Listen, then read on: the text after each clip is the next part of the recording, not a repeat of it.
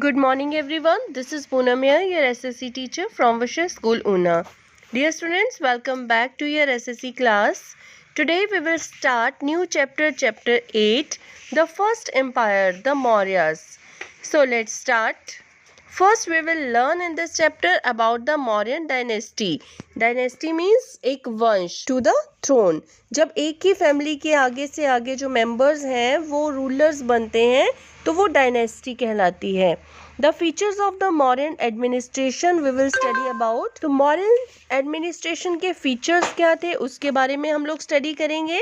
The reasons for the decline of the Mauryan empire, और end में Mauryan empire का decline कैसे हुआ, वो डिक्रीज कैसे हुआ, उसके रीजंस के बारे में हम लोग स्टडी करेंगे. So we will start with kingdoms to empire. Students, empire is larger in area than a kingdom. तो किंगडम से किस तरह से ये एक एम्पायर बना हम लोग स्टडी करेंगे उसके बारे में. From kingdom to empire, a vast kingdom is known as an empire. तो एम्पायर किसको कहते हैं, जो एक बहुत बड़ी किंगडम होती है. Magadha under the Mauryan dynasty became India's first empire. तो मगध जो था उस टाइम में मौर्यन डायनेस्टी के अंदर वो इंडिया का फर्स्ट एम्पायर बना. In order to control a huge empire the kings needed large army and administrators.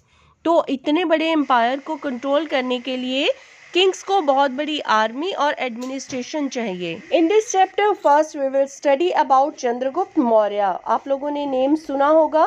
The Mauryan dynasty was founded by Chandragupta Maurya in 321 BCE.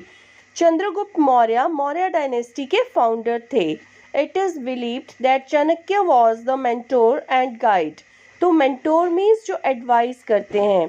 तो ऐसा विश्वास है कि चाणक्य चंद्रगुप्त मौर्य के गाइड थे और उनके एडवाइजर थे.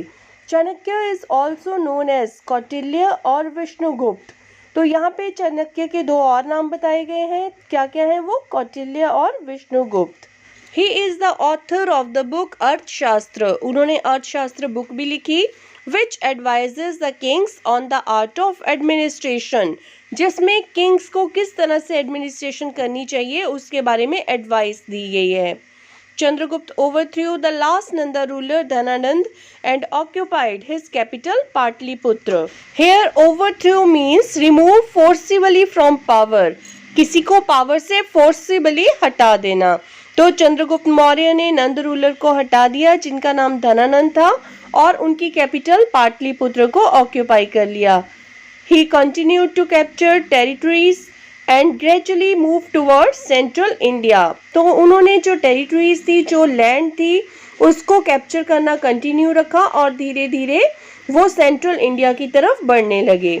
Then Chandragupta captured the area of northwest India after Alexander's departure. He defeated Seleucus Nicator, Alexander's general, between 305 to 303 BCE. और सेल्यूकस निकेटर जो कि अलेक्जेंडर के जनरल थे, उनको चंद्रगुप्त मौर्य ने 305 टू 303 BCE के जो वॉर हुआ उसमें हरा दिया. Then Chandragupta made a gift of 500 elephants to the Greek general and obtained the territory across the river Indus. और चंद्रगुप्त मौर्य ने 500 एलिफेंट्स उनको गिफ्ट किए और उनके कंट्रोल में जो टेरिटरी थी उसको ऑब्टेन कर लिया. Seleucus sent his ambassador Megasthenes to live in the Mauryan court. Megasthenes lived in the Mauryan court for many years. Seleucus ने अपने एम्बेसडर मैगस्नीज को मौर्यन कोर्ट में रहने के लिए भेजा, जो काफी टाइम तक चंद्रगुप्त मौर्य के कोर्ट में रहे. So students, that's all for the day. Thank you. Have a nice day.